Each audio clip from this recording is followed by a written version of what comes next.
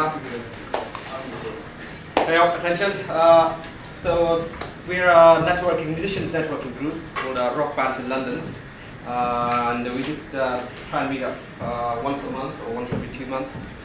So far, we've been meeting up and sort of exchanging information like how to get a gig, or how to get a photographer for take shots for your band, get a music video piece.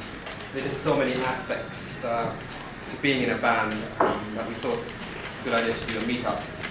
One of the most common questions I get is how to score a gig, or how to find a good promoter in London, because everyone seems to just find really bad promoters for some reason. Kunal was one of the first people who turned up to our meetups 2 years ago, and he started his company up, Chaos Theory, from nothing at all. And I'm really glad to see there's so many of you out there that have come to see people. His company's grown loads. He's learned a lot of things about promotion. He's one of those genuine people who's not there just to rip off bands. He puts on puts on themed nights. Face Melter being one of them. Candy Dotted. That's the only one you care about, isn't it? Face Melter. Rock. Kunal's going to talk about basically how to score a gig, how to make sure ripped off. In general, because he's had so much experience in dealing with literally hundreds of bands in these last 2-3 years, he will know a thing or two about which bands get it right and which bands need more work. So I'll give it up for Kunal then. Thank you. Hello everyone. So thank you. Well, obviously it's just a group of friends here, so if you want to chime in at any point, then just do it, and we're having a conversation here. And basically, as Atul said, I run Chaos Theory, as most of you know. I started this up. I came to London on the 29th of January 2010, and on the 3rd of February 2010, I had my first gig. And it was very, very amateurish and very, very mixed hodgepodge group of bands. And I started realising that I needed to specialise, and I quickly separated the nights and moved them into different things, because I like rock and metal, progressive rock mainly, but I also liked a lot of other types of music. And as bands kept applying, I realised that, oh my god, there's actually a need for these, and I started moving into it. And so I've really flailed my way around for the last couple of years, making lots of mistakes and learning from them quickly. And so I'm not an expert, so you may disagree with a few things I say, and if you do, please tell me why, because I'm still learning as we go. Okay, so I'm going to be talking about what promoters look for, and I'm going to be reading off notes that I've just made downstairs, so so forgive me if I'm a little disjointed. But yeah, I'll be looking at what promoters look for, the problems promoters face, and the way that this affects bands. Okay, and then I'll be talking about how to appeal to these kind of promoters, and also how to book gigs and how to choose gigs. Okay, some of you, well actually all of you particular guys, I mean ironically you guys who I've worked with, you genuinely do a lot of the things that I'm going to talk about, which is probably why you're here, because you're generally proactive about your own promotion, which is good, but maybe there's something you can pick up from. So alright, first thing is what promoters look for. So obviously the first thing, ideally, when I listen to a band, is the music. If the music's crap, and it's really, if it is crap and you're just really, really contrived to something that sounds like everything else that you think would be popular, I personally won't even give it a second look.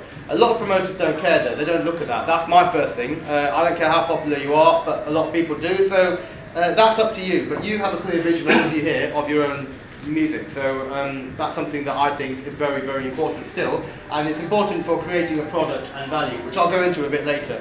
Okay, the next thing that they look at, or the first thing, is fans, reviews, and the product that you have. Okay, you are a product at the end of the day, you are merchandising yourselves. Okay, and they are going to look at what have you got. How many fans do you have on Facebook, MySpace, blah blah blah? How many people go to your gigs? Are you popular? Are people interacting with you? Have you got a Facebook page with 10 million fans, but you haven't commented on it for the last 3 years? I mean, things like that. They'll look at that. They will. They want to see how active you are, how much you're engaging people, and that's basically what they look at. Actually, that's it. So yeah, that's all they care about. They don't really care about much else. At the end of the day, they need to gauge as best as they can how many people they're going to get in their venue. Okay. Now, London promoters specifically, but all promoters. I mean, it was very different in the Midlands, in the north of England, and in France when I was playing. It was very, very different, very different when I was working anywhere else compared to London. And there are a lot of problems in London, which I put down to a lot of things. I mean, you can't just focus on the music scene, you have to look at the bigger picture. I mean, housing prices are going up in London, right? Including for venues.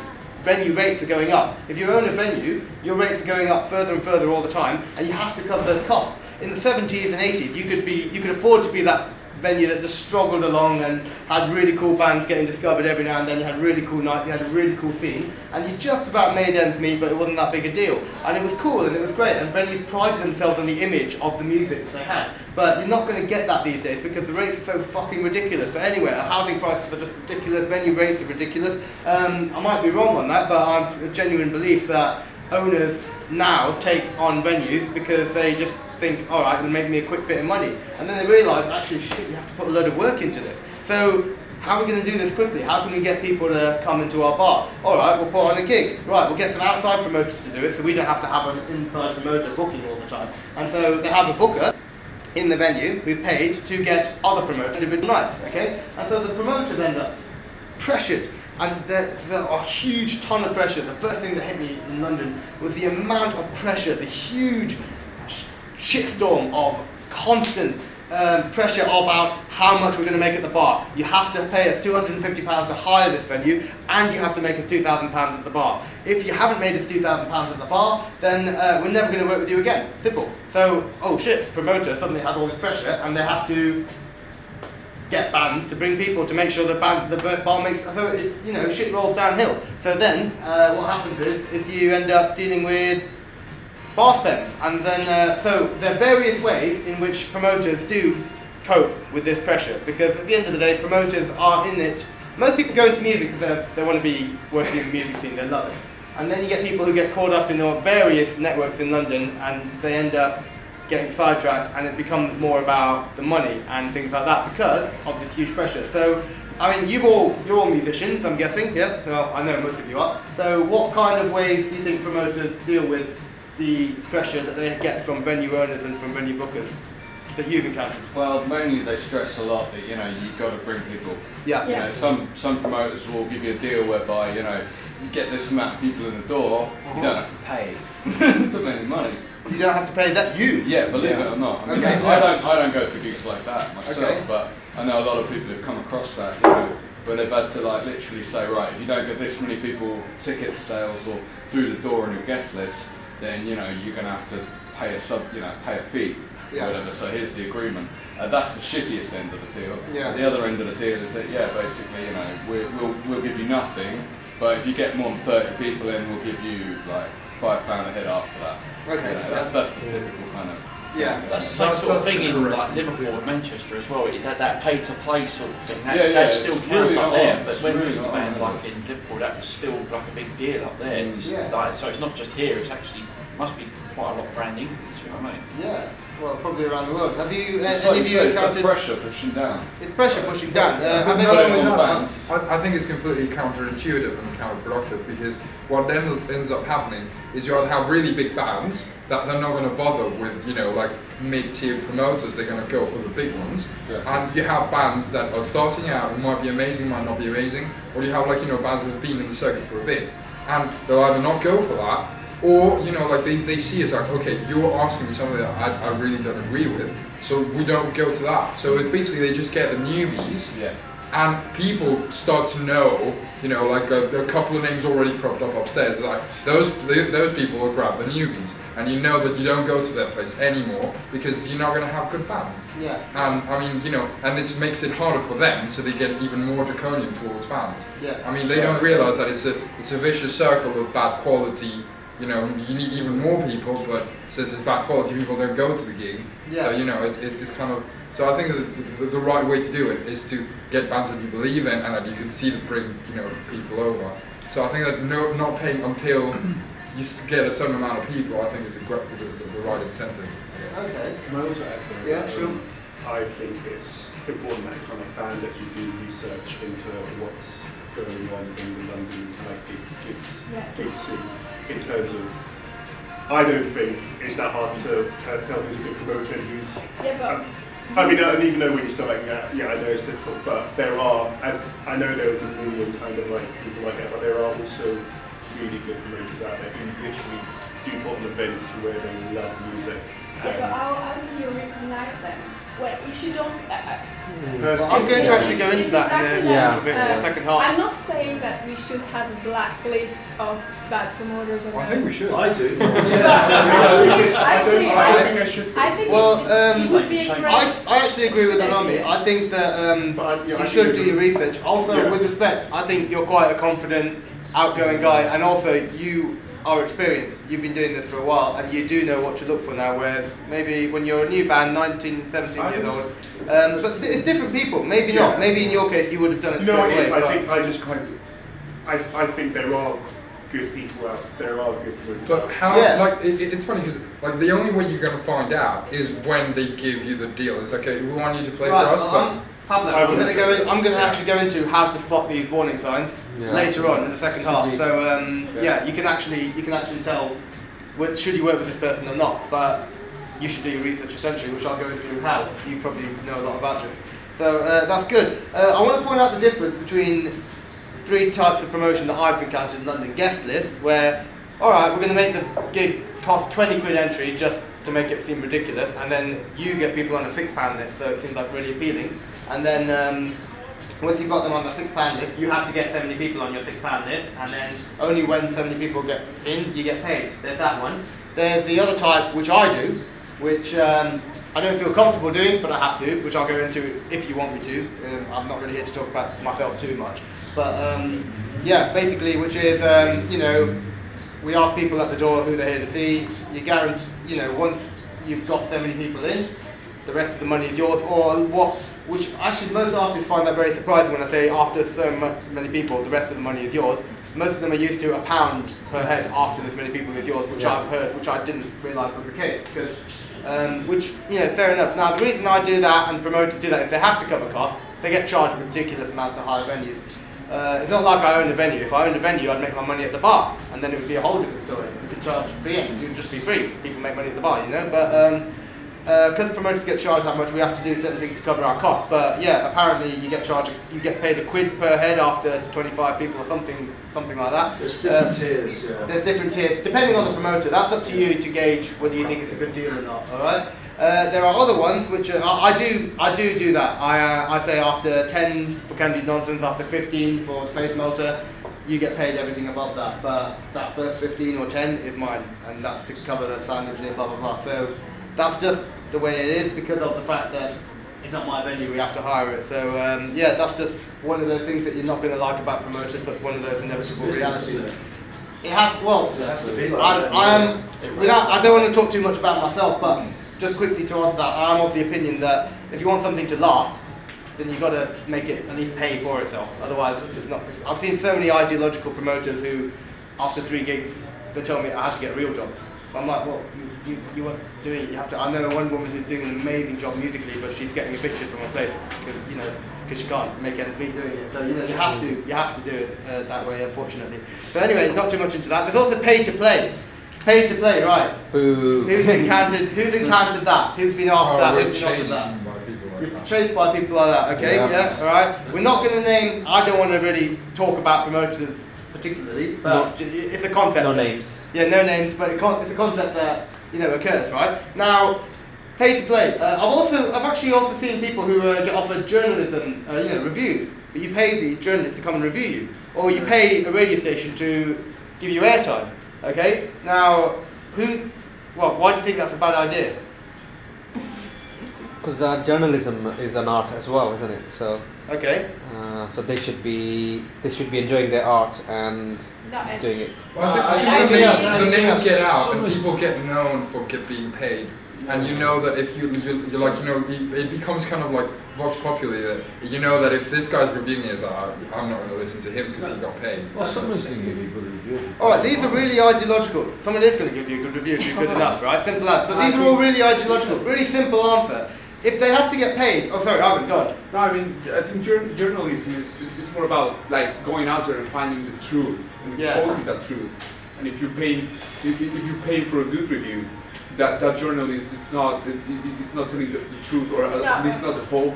Sorry, a journalist is Yeah, but you don't have the context. his job is to be critical or to be honest and all the most it can be. Yeah, but I'm sorry, but if It's not honest to if somebody tell says someone to journalist say to me, something. It's and not I'll write you a journalist, then review, it's a the reviewer first thing or that comes into someone. my head is who the fuck is your audience? But then the thing Because is, who gives a shit what journalist writes anything? Yeah, but Yeah. It's about who's listening to the journalist. Now, what how I'm do saying you is do? that Alright, they're talking about journalists, because everyone's talking about them.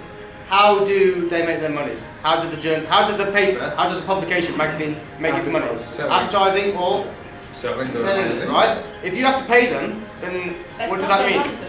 But they're not getting They don't money have to from do shit. They're magazines. not getting money from the magazine, so therefore, who's reading it? Exactly. That's So what why I'm would you saying. bother? No one's I reading wouldn't it. bother, That's just yeah. common sense. Same with the radio. You know, I mean, if you're paying the radio, that means they can't make enough money off advertising because advertisers don't want to advertise it because not enough people listen to it, or people don't pay for it. Okay, I mean, if they're not paying, that means there's no readership there. Why would you pay to be heard by nobody? What about paying the promotion company to put you in those? Right, same That's principle. different. Same principle. Yeah, there's a bit different, I think. Sorry, you're talking about a promotion company. Talking about PR. Yeah. You're talking about PR, right? Okay. I mean, I'm not an expert in that. I've encountered various PR companies who I've talked about working with in the future when I have a bit of a budget, which I don't yet. But I mean, I'd say, to be honest, we're very privileged, which I'm going to go into again. We're very privileged to live in a time when we don't need to do that much. We don't need that much. We don't need to pay that much for other people to do these things that we can do ourselves now due to the internet and various social media. So I'll go into that. Right, the main thing I want to say about pay to play, right, quickly, is that these are all really good points, but the basic fact is, if I'm a promoter, from my point of view, my job is to make money on the ticket sales, right? And then I cover the higher fee that I'm giving the venue, or I'm making sure that so many people are coming in. If I sold you the tickets, if I sold you £200 worth of tickets, do I need to promote the gig? No. No, I don't. Why would I even try? Then you can sit on your ass and don't do Yeah, that. exactly. So, I mean, at the end of the day, you're paying to play at a gig which is not going to be promoted because the promoter doesn't need to. They've already made their money before the gig's even started. So why would you bother? So it's just, you know, you've got to think about where's this money coming from, where's this going to, what's the motivation for the promoter to promote this gig? The answer is nothing if you pay to play.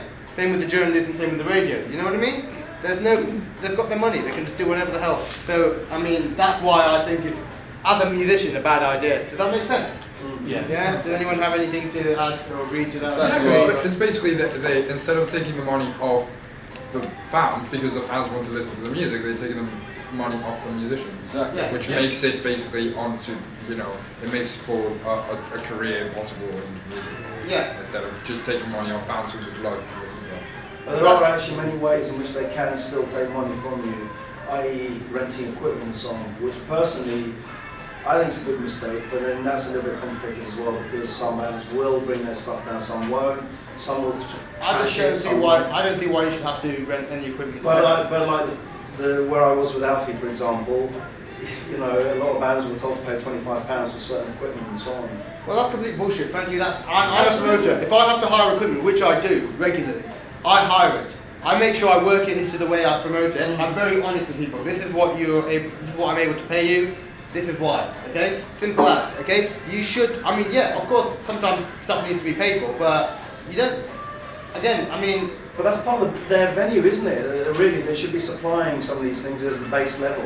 Right, there's a difference between venues and promoters. Yeah. And, you know, sometimes promoters are literally hiring a space and then they have to fill it with stuff and then you just cover those costs. But again, that should be worked into the ticketing system. Some people are not doing that, okay? So I'm going to move on just because we've got a time limit, okay? But I could talk about that for 2 hours alone. But, yeah. Do that after the talk. Yeah, after the talk we'll have lots of Rant as questions much. and just also beat the shit out of me if you want because I'm a promoter. Alright, so anyway, what am I going to talk about next? How to appeal to them, right? Yeah. Now, how do you appeal to a promoter? This is exciting and, you know, a major head scratcher for a lot of people. Go on, Pablo. You said there were 3 types and you spoke of 2. What's the third one? I said there were 3 types. There was hang on. Guest list, down. you play? Guest list. Guest list. The guest list. Yeah. The one where you just which you have. Okay, so names that's the in. second one, yeah, okay. And then there's the one where you charge people and after so many, Okay. so much percentage and blah blah blah. Cool. Alright, and yeah, and then there are obviously places that will straight up pay you and whatnot, but I've not seen many that do that anymore. Except places that. Is it not illegal to do pay to play, or is it like? I should have done this. I actually don't know the legal side of that. Right. I don't know. Yeah, I'm not sure either, but. It'd be pretty worth sure- researching. yeah. I don't know if it's legal or illegal. Well, it's the whole point. Is that it's not like they're charging you to play. They're charging you, or they're giving you the opportunity Technically, to sell your if tickets. you're a band that gets paid, to Ah, make your I band, see. to make your Yeah, own. yeah, stuff. there's a loophole. So the Yeah, whole it's a way of loophole, looking at it yeah. is that you get to make yourself money. Yeah, You know, which is it's just a loophole. like you say, just palms the whole job No, of it's promoting full on onto the band. bullshit. Really. but yeah, all right. How to appeal to them? Right. Do you have to throw your artistic integrity out the window to appeal to people, promoters in London? I would say no, completely not. But is it completely the opposite of being creative? I'd say yeah. This is a major fallback that I've seen musicians and artists have. And it's the fact that most people who are creative people. You're musicians, you're really, artistic. Most people I've met are very in tune with their creative side, and they produce some wonderful works of art and music, but they just don't know how to deal with the pragmatic side, or they're not confident enough to do it. There are a lot of people who just don't like to be that guy. I hated it. I was running a promotion company. I had to constantly tell people, look, please come to my gig, please come to my gig, please come to my gig all the time. I think it's time as well, though. It is time. Time, having the time to do it. I mean, how much time, you want to write music and explore sounds and things. You don't want to be spending time sending out newsletters and things. But, unfortunately, it's got to be done. Fortunately, it's in our power to do it. 30, 40, 50 years ago, it was completely down to record agencies and record labels and agents and managers to do this shit. And if you didn't have one of them, if you couldn't afford one of them, if you weren't good enough to, or catchy enough or popular enough to get picked up by one of them, you had no hope in hell except putting flyers around everywhere for local gigs, And now, you could send out, you could do DIY. Luckily we had the whole independent records stores in England, which would put your stuff in their store and stuff, but it was very difficult. It took a lot of legwork. Now we are privileged to be in a place where we can actually do all of this from your bedroom. You don't have to do as much work, or you can spend that many hours, but doing a lot more just by being online, okay? I've got a few examples here, all right? Have any of you, I don't know if you've heard of them, She Makes War. Solo artist, solo acoustic grungy artist. She's phenomenal. She's a really great musician, but above all else, she's fiercely independent. She does all of her online promotion, she does loads of stuff herself, and she does her artwork, she does everything, and she is in complete control of all of her finances. All the money goes to her, and she has a huge online following. People are dedicated to her as well. They will go to her gigs if they're a fan of hers online. Okay? Another band, completely different, Four Wheel Drive. They're basically, you know them, yeah? Yeah, I reviewed them, yeah. You review them. They're like a modern day AC/DC. They're very good. Yeah, they're great. They're like old school rock and roll, but new music, right? They're phenomenal. They've got like tens of thousands of followers on Facebook. They've got a huge fan base in Australia. They've toured everywhere, all over Europe. They've got people giving them syncing deals around Malaysia and Australia and everywhere like that. And they're unsigned. They're completely independent, and they just do it all off the back of being online, okay? There's Rollo Tomasi, who is... Oh, yeah. I actually recorded them. Yeah? You recorded them? No way! Because I was at the SAE, and like one of my people I was going to school with, he used to work for what used to be the Astoria. Yeah. And he was still doing live and everything there, and he met them as there. It's hey, do you want to kind of a free recording? And I recorded them. And yeah, they're really nice, really kind of. But online they're very active. You meet them and they're really kind of shy. But that's the point. Yeah, they're shy. They're like kids. They're like 20 now. I met them when they were 19. Eva and Spencer just turned 20. And and anyway, they're a bunch of kids. I'm the only one of my friends who likes their music, so maybe they're not for you, okay? Mm. But they're very harsh, post-hardcore, lots of key. They're a bit like a sick fly, ain't they? Anyway, alright, it doesn't matter too much about their music, we're not here to talk about that. But the point is, they all are hugely active online. all of them individually have their own Twitter and Facebook accounts. They're always referencing each other, linking up to each other, and also on the Roller Dramatic page, all of them are involved. Okay, and that's the main key, which I'm going to go into a bit in a second. The fact that every band that I've met who has an online presence, either they all do it, like Roller Dramatic, like 4-wheel drive, or you say, oh yeah, I'm the one who does it. Oh no, I don't deal with the online stuff. He does it. I'm like, okay, well, you've just, quartered your potential reach, just by doing that. So, the fact that they went on a really, basically a small time essentially, and on the international level, where they get tours and gigs everywhere, just by the fact that they're so active and they push themselves, they push merch. Even Smith pushes their artwork all the time online. They do loads of stuff. They have been signed. They're on, was it Hydra Head Records or? They won't sound like that. They weren't signed with our methods. Oh, okay, right. So, I think it's Hydra Head. They're really small, though, indie labels and stuff. They push themselves. They do all the work. They don't expect the label to do it. They never waited for anything to be done for them. Even when they were signed, they continue to do it. And they've built up a huge following, even with music that, a lot of people don't like. There's an artist we met called Jordan Rain, who I've been in touch with since recently. And, she does, again, she makes about $100,000 a year. Is that right? Something like that? She's got her 10,000 fans. Yeah, something like that. $100,000 a year as an independent artist doing her own music, and she does it all on Facebook, Twitter, and Second Life. Does anyone know what Second Life is? Oh, really? Yeah, she actually. Right, Second Life is basically literally what it says. You create an avatar. She actually has such a large following that people buy tickets to see her in concert on Second Life, right? And that's where she makes the money. Yeah, I know, right? She has gigs as an avatar on Second Life, and people go in there to pay Linden dollars or whatever to concerts and stuff, and she does it. She makes a living off it, man. Very specific niche, though, isn't it? Yeah, she said you need 1,000 true fans to be 1,000 true fans to make a living as an artist. I think less than that even. I've seen there's a guy who's got 170. Yeah. And he says if each fan buys every 3 months something like £130 or £150 worth of stuff. Yeah. And it's including tickets for gigs and everything.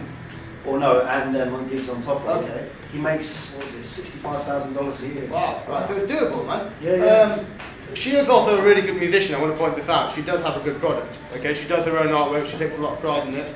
Again, all the money goes to her. I want to talk about another example really randomly. Actually, no, I'll talk about him later. I'll point him out later because he's not a musician, right? So anyway, first things first, you want to have a product, okay? You want to have a product, which means get recordings, get high quality, good recordings, okay? There are far too many bands that send me really shitty recordings from a MySpace page that they had been recorded 7 years ago, and they're just using that to give people an idea. It's not good enough. I'm sorry, the competition's too stiff, alright? It's easy to get yourself recorded to a decent quality, even in your bedroom. Everyone knows someone who can help them out with the mastering, a tiny bit, tweak it. It doesn't have to be great. My housemate records amazing guitar loop pieces on one of those little plastic, computer mics, going into a laptop which is like from the 80s, and he does, it's really, seriously, it's the worst laptop in the world. I hate it, but I hate looking at him use it. It's just really bad. But it's just, he manages to do it, so you can do it. Get a good recording, because you need to take pride in your product. I mean, be up to date, update yourself, take the effort. I know it's a pain in the arse sometimes to do it.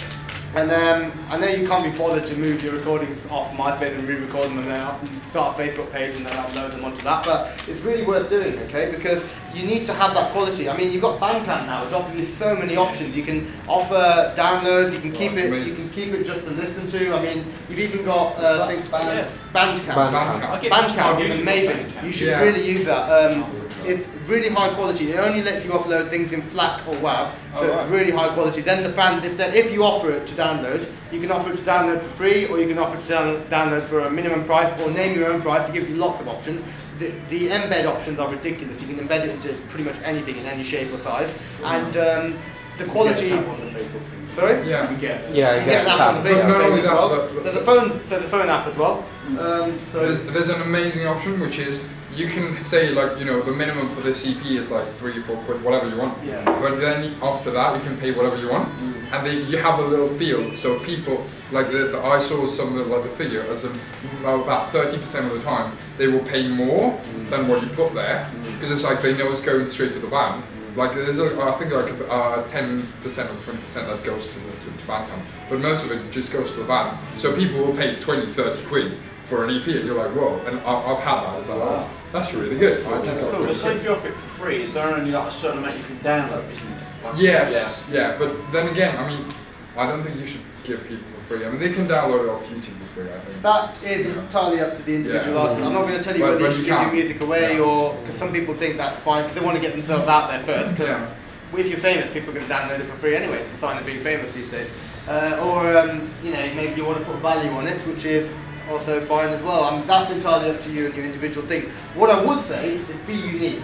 Create a unique product. It's not enough to just have a download, you know? I mean, what about the artwork? Do they get anything with it? Do they? I've seen so many artists now who do like individual handmade covers. They sew covers for their EPs and they number them so everyone knows that there's only 52 in the world and they've got number 40 or whatever, you know? I mean, that makes a huge difference. That makes it worth paying for. Why would I spend 5 quid on this album when I could just download it later on? Why would I do that? You've got to think about it. What is worth it? I mean, you can do loads of things. I mean, you can give little toys with it, merchandise, make little. I've seen artists do some really random stuff, you know, with their stuff. Make it really exciting. Be unique. It's not just about a download, and it's not just about. Well, it is about the music, but it's also about your artistic. You know, your experience. It's an experience, exactly. I mean, you've got to really make something special. Why do you think vinyl is making such a resurgence in this country? It's not because it's convenient, because it certainly isn't. It's because it's collectible. People love the collectability of it. There's still, I mean, obviously it's way easier to have 1,000 tracks on my iPod than it is to have, you know, fucking box of vinyl everywhere. But I love having vinyl in the house. I mean, my housemate's obsessed with it. He always buys vinyl and he bought a turntable, and I love it. I really like it, and you know, it's collectible. You know, you were talking earlier on about Europe and Northern Europe or wherever is very different in the way that they are with musicians to England or London. Yeah. Friends of mine sell boxes of vinyl, and they don't sell CDs when they go on tour. And all they do is they go through Belgium, Holland, and France. Well, there you go. And they come to England, they can't sell really any vinyl except online. But there, everyone buys them at gigs, and it pays for their tour. There you go. I mean, that's one way of doing it. Vinyl is expensive to get pressed unless you're doing it en masse. So, but people will pay £20 for it. They will. Yeah. Sometimes. I mean, I would within reason. Depend. I mean, we're unsigned musicians. You know your audience as well. I mean, can they afford to pay 20 quid? You got to ask yourself that. But yeah, I mean, definitely make something unique. You can do it on the cheap. I've seen loads of people just making each CD look different, have a different image on it. Something like that makes it feel special to the artist, you know? So do something you can do with that. Alright, what else? Merchandise, yeah. Merchandise. Get merchandise, man. I've got badges that Carl's wearing there. Chaos Theory badges, right? My bag's covered in badges by all the bands who play at my nights who give me badges. I'm just walking around advertising their music, you know, for free. They don't cost that much. There's a great website called awesomemerch.com. And yeah, it's great, right? Whose t-shirt are you wearing? Yeah, Tacoma Narrows Bridge Disaster, right? These guys are good at their merch as well. I mean, you know, they basically, I have been given about 23 t-shirts over the last year or so, and I wear them all because I don't have to buy my own t-shirts. But I mean, that means that the band is basically giving me an advert, and I will go to loads of gigs all the time. I'm walking around advertising their product, you know, and it's just great. I mean, I wouldn't say give away t-shirts necessarily because they do cost a lot as well. So you know, I mean, that's up to you. But all I'm saying is, think of creative ways to give merch out. I see loads of people giving out flyers. 2 bands have come up to me and said, "Can I leave cards?" And yeah. Great, you should do that everywhere you go. You should always keep them in your pocket. Keep flyers, keep cards, keep whatever you can, and just keep them with you because every time, you don't know where you're going to be. You might be in a cafe that you notice. I met you actually for a coffee around where was that? The Milk Bar, yeah. And that was last year, wasn't it?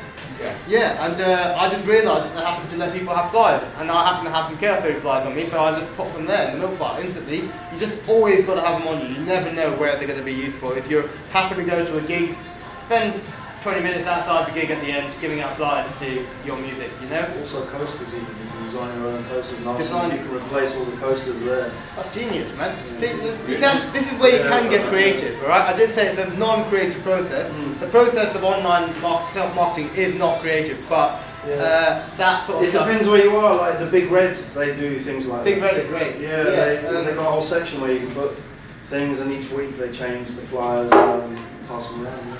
I think there is definitely an element of creativity to it. You can do it yourself. You can tailor, how each person markets themselves online is going to be different. So you can tailor it to what you're comfortable with, what you like. And there's lots of creative ways in actually enjoying that side of things. If you just make a creative way, like you said, like, oh, how can I make an EP or album release interesting? What else can I give out?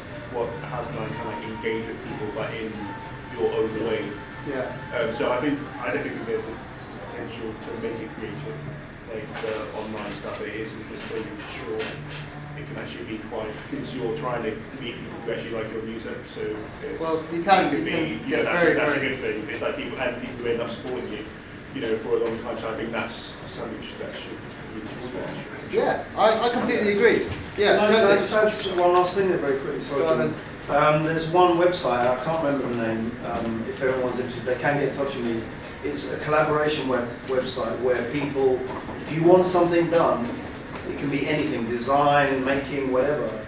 You can collaborate with people and you can name the price that you can afford and they will do it. I've heard of that. And I there's think loads of people, and it's all worldwide. You'll get people all over the world and they'll do it. Design a poster for me, I've only got £5. Yeah. You'll find someone do it. Wicked. Alright, cool. We can find. I think we should save these sort of things for the end because we're going to go off track a little bit, guys. But it's good. I think we should start saving extra comments for the end. Exactly, yeah. We're getting on about 36 minutes already. So, alright, cool, right. So, alright, I will move on now, guys, so sorry to be rude. The main point I'm trying to make is, would you buy it? If you genuinely look at your music, look at your product, look at whatever you're giving out, if you'd never heard of this artist yourself, would you actually think, wow, I'm going to pick that up? Would you think, I'm going to listen to that? Would you be tempted to download that thing? Would you be tempted to buy it? Would you buy it? Would you follow this band? Genuinely. Look at it. Obviously, we like to think that. Look at it as, whoever your biggest influence is, are you that next person? Are you going to be that? You've got to really raise your standards a little bit, okay? Because you're not, whatever your standards are, you're going to be about a third. If you're really trying to push yourself to a certain level, you're always going to hit a third of it. That's just the rule of thumb, okay? So you've really got to raise the bar high, and if you hit a third of that, you're doing something right, okay? And then you keep pushing the bar up, because you have to look at, would I be this artist's biggest fan if I'd never heard of them? That's how you should look at yourself, okay? Not just, it'll do, okay? As we were talking about downstairs, okay? Alright, flyers, cards have gone into that, you should do that. Right, online stuff, right? There's loads and loads of stuff you can do online. And as I said, don't have one guy who's a delegate for your online stuff. Everyone in the band should be doing this, okay? Everyone should be excited about it. If it's just one guy, it won't work. Simple as. I've worked with 407 bands in the last 2.5 years, and I've seen the ones that have everyone on it, and they're huge and they're booming and they're guaranteed. They can play 3 gigs a week and they get like 4-wheel drive. They can play 3 gigs a week and literally have 30, 40 people at each gig, no problem. Yeah, guaranteed. Even in places where they've probably never been. Yeah, just random places, they're just guaranteed, it's because they're all active, and I've seen bands which have the one online person who's dealing with it, and they just don't pull in the crowds, okay? You got to do things like, the biggest thing is, it's not just about your music, okay? Post stuff about your music, definitely. Post your latest release, post your links, post practice sessions, do all of that, but pictures as well. Events, other events that you're going to, talk about other things that you're doing, relate to people. The biggest thing is relate to people that you want to appeal to, okay? You want to show them that you're a person, you're a group of people, whatever, and you should be relating to these people and making sure that they are interested in people like you. Like, posting music that you like by another artist who's completely unrelated to you, but you just really like this tune, guys, you've got to hear this, okay? That's great. They should be hearing that stuff, okay? You should be posting pictures, right? Why pictures? Because Facebook loves pictures, I've just recently learned. Facebook, seriously, will deliberately make pictures show up more in more people's home feed than anything else. But there's ThingLink as well. Do you know ThingLink? No. It's a tagging site which Facebook allow, and what it is that on every photo you can put a tag over the face, over something, and then we hover over it, something pops up. It's a link to a website, it's What's a the bit name of writing, ThingLink. ThingLink. And you set it up on the ThingLink site, and then you take a picture from there, put it on Facebook. Okay. You can guide it anywhere you like. That's pretty awesome. You got to be careful not to spam people though, because I've received those. Oh yeah, but no, this could be just a bit of writing. It could be like, this is my friend who looks like a twat. And Okay, just right. Come on. Wicked. It's anything. That's cool. Well, no, that's good. Because I think Pictures of twats.com. Yeah. you got to relate to your fans. Take the piss, have a laugh. Don't just talk about it. I mean, talk about whatever, a film you love, anything completely random bollocks, right? This is why I wanted to talk about George Takei. Anyone know who he is? George Takei. What, the guy from Star Trek? Yeah, Mr. Zulu. Yeah. Genuinely, he's got. Spot the geek. Oh, yeah, seriously, right. That guy. I'm not into Star Wars at all, by the way. Not Star Trek or Star whichever. Trek. Star Trek, that's Whatever, Star Wars. right? Yeah, of course. Yeah, I'm really not into that much. But this guy's page, I love it. He just constantly posts the most hilarious shit all the time. Nothing to do with acting at all, which is what he's about. And he's got 2.8 million followers on Facebook. And he literally just constantly posts funny pictures and shit like that. Every now and then he'll say, oh, I'm going to be giving a talk here, or I'm going to be doing this debate, or I've got this acting job here, I'm doing this play. And all those people will flock to it because of the fact that he's just posting funny stuff all the time, and he's just having a laugh with it, and people relate to that. They're interested. They just want to see what he's got coming up. So what I'm saying is, yes, everyone has a certain persona they want to put across, okay, as an artist. Now, you don't want to always be, oh, here's me at the pub getting pissed or whatever all the time. Fair enough. But use that persona and relate to people. Don't just make it about your music. Make it about all the other things that excite you and that persona, you know, within the confines of this persona. And really use that to your advantage, okay? And there are certain technical rules as well, okay? Facebook, for example, a post has an average life of about 15 minutes to 2 hours, okay? So I wouldn't personally post anything more than every 2 hours on Facebook, because people will start, some people, you know, don't have many people they're following, it'll just show up like a big screen of stuff, okay? Unless you really have to and something comes up. I try not to break that rule unless something is urgent or I'm going out, and then you just have to do it then and there. With Twitter, on the other hand, it's like 15 seconds. The average life is 15 seconds, the average half-life is 9.9 minutes. So that means that within 9.9 minutes of you tweeting something on Twitter, half of the interactions you're going to get from that will happen within that 9.9 minutes. After that, it could be in between then and forever, you know, it really spreads out. So that's really important as well, because you want to be using it effectively, okay? Again, on Twitter, the thing is, on Facebook and Twitter, you want to be sharing other people's things. You want to be retweeting, sharing other people's things, taking an interest in other people. Don't just make it about you. Show that you're interested in other people, and that means taking a bit more effort. Don't just like the odd thing just because I want to sort of keep my hand in but not really make much of an effort. Commenting makes more of a difference than liking. Retweeting is one thing. If you reply to someone's tweet and comment on what they said as well, then that makes more of a difference. You're just going to build that general online presence through their other networks, and without trying, you're just genuinely creating conversations, and that's what it's about. Sharing, taking an active interest in the things that you're interested in, and showing your fans that you're interested in those things. That will make them relate to you, and you will, I mean, does anyone follow Imogen Heap? Not Imogen Heap, but what's her name? Amanda Palmer from the Joking Dolls. Yeah? She's turned into a really upper own ass. Well, this is with regards to the latest. She was great at the beginning, and all of a sudden she got a huge amount of fans. Yeah, and she changed. Maybe she has, but she still chats about all kinds of things that are important to her, and those fans interact with her. They keep relating to her. She got a really bad deal. That was just me. I don't really know too much about her. When I was reading all that stuff about when she made all that money, I was like, alright, let's focus not on Amanda Palmer, but on what she's done, okay? Which is the fact that she has created that huge following and that interaction by not just talking about her music. She rarely talks about her music. Well, she did pledge music though, didn't she? That was what she did. She made a lot of money on pledge music. Yeah. She made $1 million or $1 million, and then that was it. It all changed. Okay, cool. Well, maybe a bad example. Good for her, yeah. I mean, fair enough. If any of us could make £1 million out of being a banker or making our music, which would you choose? Exactly. So, you know, I mean, think about it. It's not a bad thing to make money out of doing something you love, you know, so that's fine. But you understand my point. Does that all make sense about interacting, okay? So, yeah, there are other things you can do, which are, alright, so at messages, blah, blah, blah, blah, blah. You can ask people for retweets. People are really shy about this. there's nothing wrong with saying please retweet. If you say please RT, you'll get 39% of your followers actually who see it will actually do it. If you say please retweet, 51% of your followers will actually do it. So that's just a little... RT or retweet? Yeah, there's a difference. Okay, if you say please RT, if you say please RT, yeah, 39% of the people who see that will actually do it. And I if didn't you, realise there was a difference between huh? I didn't realise there was such Yeah. Yeah, I don't know why. I don't know why. It's just It sounds more serious. I think. subconscious psychology. I don't know. Take it everyone's on Twitter though. That's If you're not, look man, I'm still learning about Twitter. I did not know what the hell Twitter was. For the first year, I did not get it. I really didn't get it. I still don't see why you favourite people's tweets. I don't get it, but a friend of mine explained that to me the other day. I never paid right, I'm going to that at the end because we're running out of time. Yeah. Right, but the point is, it's very, very important to interact with this. Bandcamp products again. Yeah, get videos online, man. Use Vimeo, YouTube, man. YouTube's got a huge, huge network.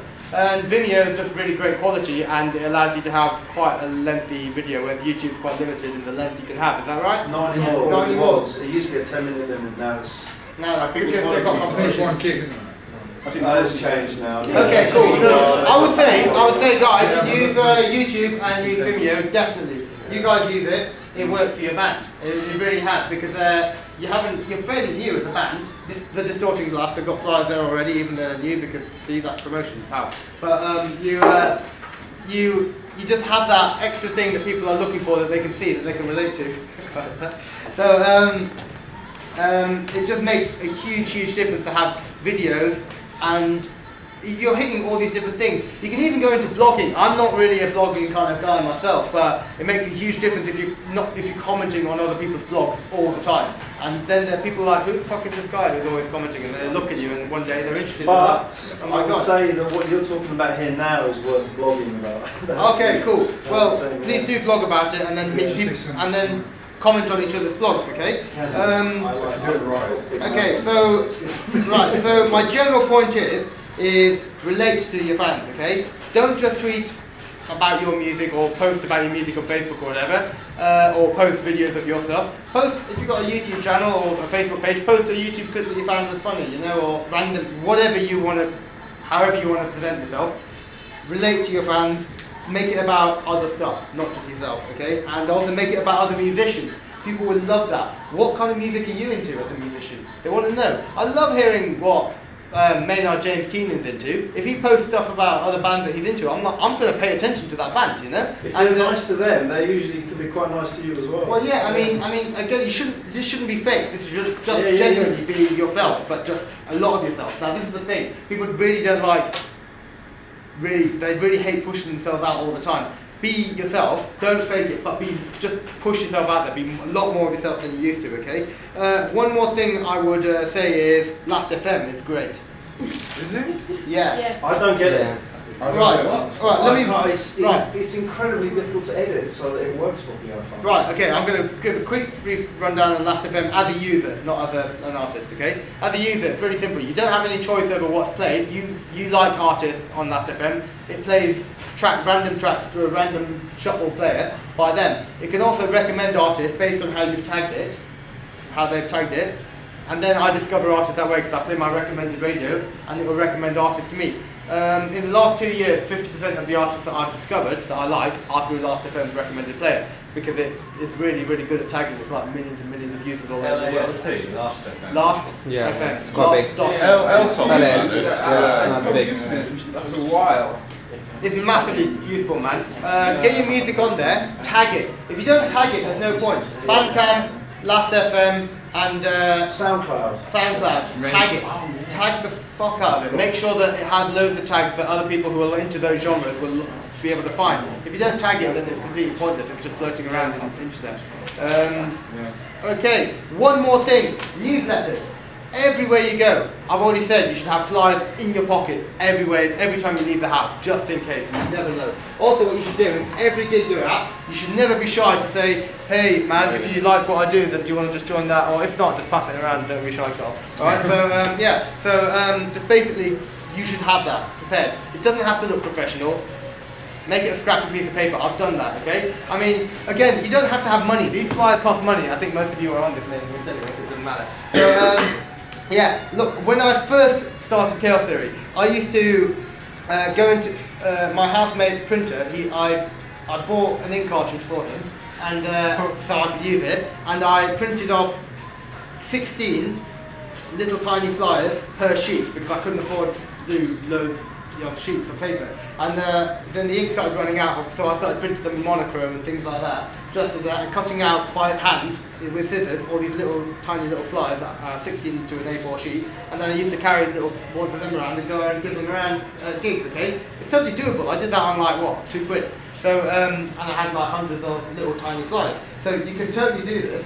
Okay, and I think everyone here probably has a bigger budget than I did when I moved to London with no money. So you can probably do a bit better than that. But all I'm saying is have something. It doesn't have to look professional. A scrappy hunk of card saying please put your email here will still be better than nothing. All right? And then there's there are a few great different newsletter sites you can use. The one I use is called MailChimp.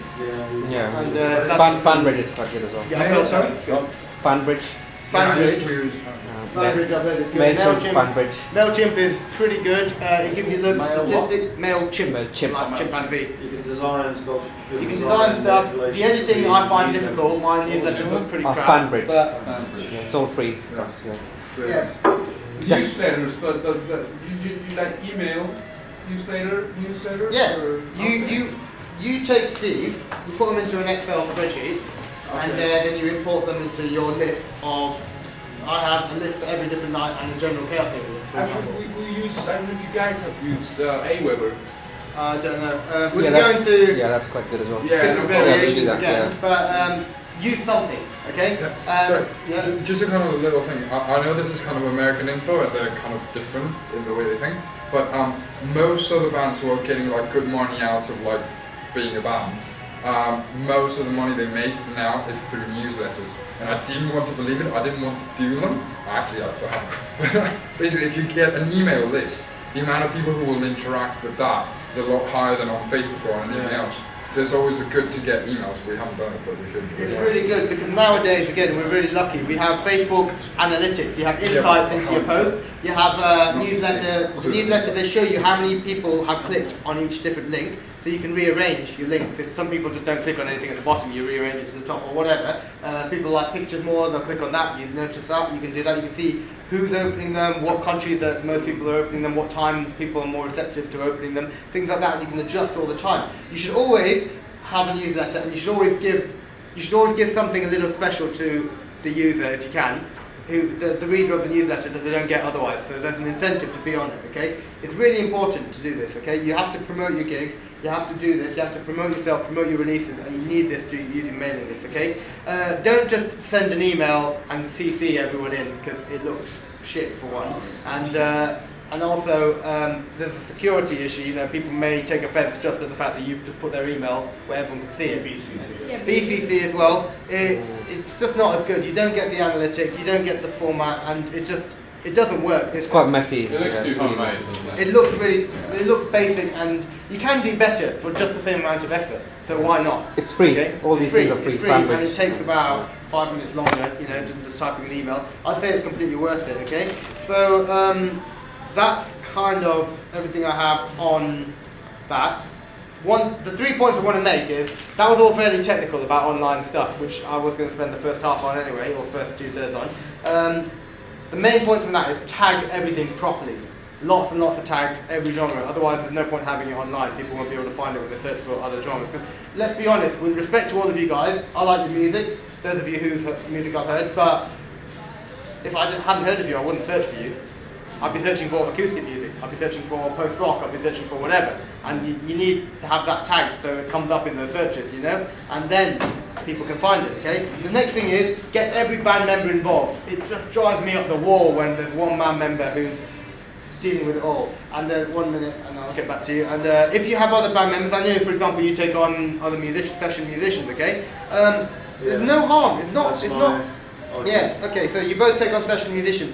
It's not shameful to ask them, look guys, we've got this gig on. You're paying them anyway to say. They won't do it. It's a job to them. It's a very different dimension in which they operate in. I find. Okay, well, I wouldn't say there's any harm in just asking them, hey, informally, depends what kind of relationship you have with them. If you're matey to a point, then just say, hey guys, there's this Facebook event, would you mind just inviting your friends to it? And that's easy to do, right? I mean, that's not a big ask, and it just means that you've got other people on the ground working for you. For those of you who are solo artists, it'll be a bit slower, but you can still do it, okay? And it'll be fine. So do that, and the last thing is do not pander to anyone, okay? You don't need to be somebody you're not.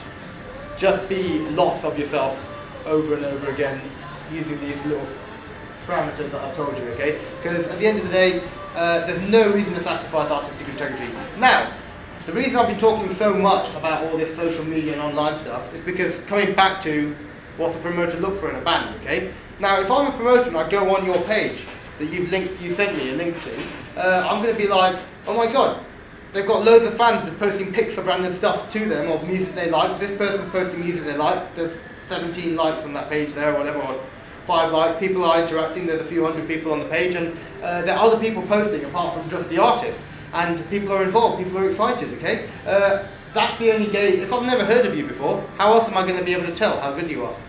How popular you are, sorry, because I'm a promoter, I don't care how good you are, I just care about how popular you are. So, you've got to think about that. It all links back to that. And it's a bit of work. I would say even, if you're brand new, then just work on your music and keep working on it, but spend a couple of months just building up this fan base, okay?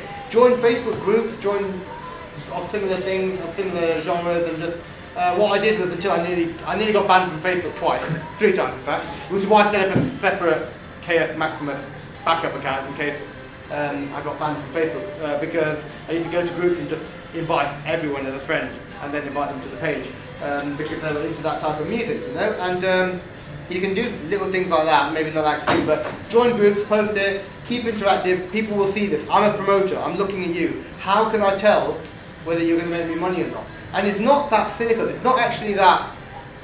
I know it's a pain in the arse because you're an unsigned band. I mean, how are you expected to get 60 people to a gig? But, I mean, even Wembley Stadium, they're not going to book anyone they don't think is going to fill out Wembley Stadium, are they? I mean, on every level, it works, you know? Whatever gig you're ever going to play in your entire life, you will only be booked for the ones that the venue thinks that you will fill that venue in. Okay? So could I just clarify then? So Yeah. as far as a promoter's point of view is, Yeah. it really is, it does just come down to basically what the band can give them, you know, in terms of like, in audience return. I'm a promoter.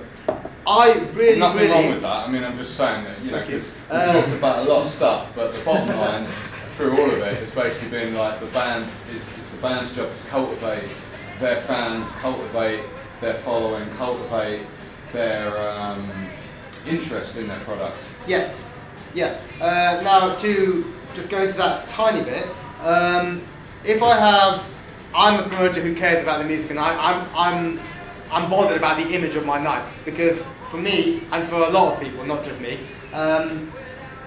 a good band, a good set of bands will make your night look good, right? People will want to come back because they've seen a good set of bands. It works long term, but just if anyone comes. If you're thinking of that short term, yeah, if anyone comes. If it don't come, the venue will say get lost, we're not going to let you put an art on here again. So you have to consider that. But when I started, certainly, I'd put on more bands. I used to put on 5 bands every month at the Face March, and now it's 4. You know, at Candy Nonsense it used to be 7 or 8. Now it's like 5. You know, because I can afford to now because the quality is better. People are trusting it a little bit more. You know, but you get promoters who will book their bands that might pull out. That's a common thing. Bands generally pull out, so promoters will actually book too many bands and then tell, well, if one pulls out, it's fine, they book too many. If they all turn up, the one they think will, you know, bring the least people, they'll call them and say they'll actually cancel on the day. But do you have your contracts? I don't know. That's another way that promoters deal with the pressure, which is say have a contract where I personally prefer a contract also as an artist. Okay, that's an interesting one. I've been asked for a contract by one artist ever, and I've made them a contract just for their peace of mind, which was fine. I think it does help. I guess offering it is a good idea, but you don't have to do it. Yeah. No, I mean, it's just I deal with honour. I mean, there might be a point where it gets to a stage where I have to be a little more formal about it, but I don't need to, so I don't at the moment. But okay, so right, booking gigs, right? How to book a gig? You're already talking about this a little bit. Hanami, you're right. Do your homework, okay? I never ever work with a venue ever that I haven't been to a few gigs at. Okay, I will go to a venue and I will actually. What's the time on it? 8, 20 to 8. Yeah. 29. Shit. We're, Right, we're almost an hour, so yeah, Sorry guys. we're gonna have to wrap up quite then we soon. need to rush off. No. I'll be leaving about 5 minutes. Okay, right. Yeah. Okay, so alright, well hopefully there's something useful there. You do a lot of this stuff anyway, like I said, a lot of you guys. So one thing is, do your homework, which means I would literally go on the website, find out which bands have played that venue, get in touch with them, ask them what was their experience like. Don't just take 2 or 3 experiences on the same night, because that might have been a really bad night. Spread it out, find bands from different nights, and find out their experiences with that venue, with that promoter, okay? Go to the gigs. Just go to loads of gigs at that venue and check out the sound, check out the setup, check out, I mean, again, I'd go to a couple because 2 different nights might be run very differently in the same venue, okay? And yeah, you should do that, okay? You should do your research, okay? You'll be in a much stronger position to do that, and there are certain bands that I've worked with who do that, and it just puts, well, for one thing, it'll raise expectations of your band, and it'll raise expectations of promoters that you work with. They'll suddenly feel that they have to impress you as much as you have to impress them, okay? Which is a good thing. You've got to understand your own value. Again, it's about creating value, okay? You do need to understand the difference between venues and promoters, really. I think most of you do, but I've had a lot of people who say, oh no, I worked at the Miller once 2 years ago and it was really, really shit, the promoter didn't pay us, it was really, really bad night. I'm like, and no one ran on time. I'm like, okay, that's not the Miller's fault, that was the guy who was running the night, in fairness to them. So, this is why it'll be different, blah, blah, blah, okay? So you've got to do that. I wouldn't do gigs too often, okay? How often do you think you should play a gig? Every 6 weeks. Alright, how many? Every 6 weeks. Every 6 weeks? Every I 3 know, like weeks? every 2 weeks. Every 2 weeks? In London. Yeah, I mean. Right, okay, I here's would like the thing. Here's the thing, right? If I'm a new artist, I just want to get loads of gigs out there and gigging experience. I'll play loads and loads of gigs, okay? I wouldn't do it more than every 6 weeks, okay? Really, I'd push more. I'd do it more less often than that. But you want to practice playing in a few different venues. Sometimes, let's remember, we are musicians here. You sometimes just love playing gigs. Yeah. I mean, that's why you're doing this. It's not to, you just want to play gigs, so just play loads of gigs. What I wouldn't do is promise promoters, yeah, we'll bring 50 people just to get a gig,